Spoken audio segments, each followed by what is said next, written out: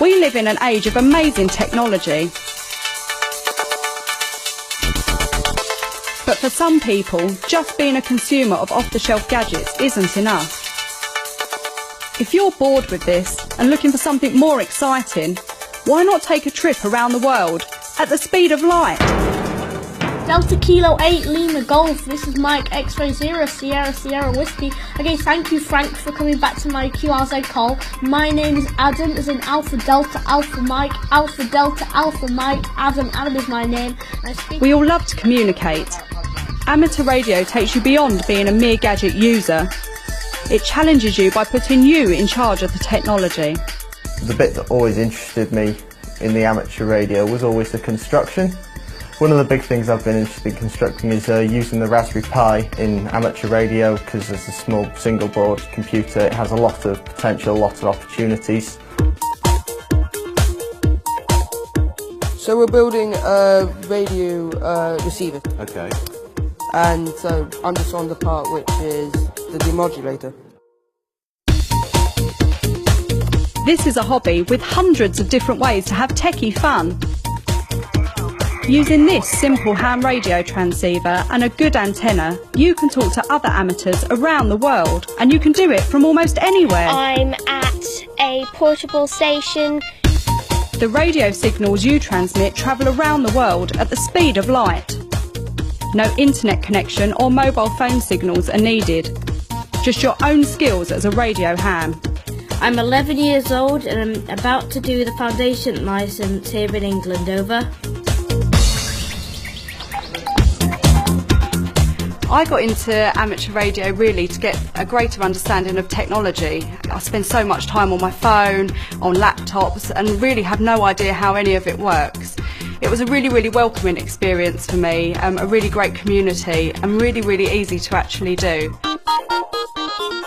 In disaster situations, when normal communications are out of action, amateur radio still gets the message through, which is why many hams belong to organisations that train their members to provide emergency radio links when needed. I like the practicality of being able to send a message and know how to get something out to someone under your own steam, so kind of making it yourself. And I'm very interested in being able to do the electronics, being able to build things, being able to be self-reliant in communication. I think that's really interesting.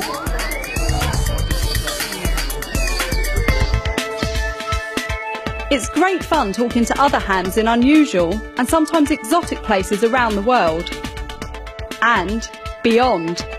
The International Space Station carries ham radio gear on board, and there's always licensed amateurs among the crew to use it, such as Commander Doug Wheelock.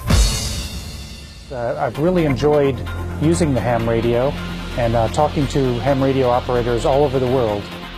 Radio amateurs around the world also build and launch their own satellites, and hams anywhere can use them for space communication experiments, and of course to chat to each other. Golf 1 X-Ray India Echo. Golf 1 X-Ray India Echo, Golf Bravo 1 Yankee Oscar Tango America. Afternoon, 5 and 9. We're using SO50, which is an FM transponder satellite, which was going over from about west to north, around 70 degrees elevation. When computers and radios come together, there's a whole bunch of new opportunities for hams to connect by radio, sending text, transmitting pictures or real-time video, even displaying data from an amateur radio satellite orbiting the Earth. Mike 6 November Yankee Kilo. CQ, GB1 Utah. I got started in amateur radio because I'm a girl guide leader and I wanted to take up a hobby that I could do with my brownies. The interesting aspect of amateur radio is that you do learn how it works, and you get to communicate with loads of different people, find out about different areas of the world. You learn a bit more about the science of how it works, and you have a much more profound understanding of a technology that is going on all around you. In amateur radio, sport and radio fit together well too. I'll take another bearing in a minute because I don't trust that. These guys are trying to locate hidden radio transmitters, racing against each other and the clock. Amateur radio is a fantastic hobby for anybody who loves technology.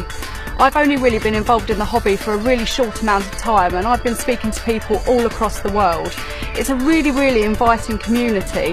One minute you're speaking to somebody about amateur radio and it leads on to so many other discussions about other different technologies you may not have even thought of. So if you do get a chance, come and join us.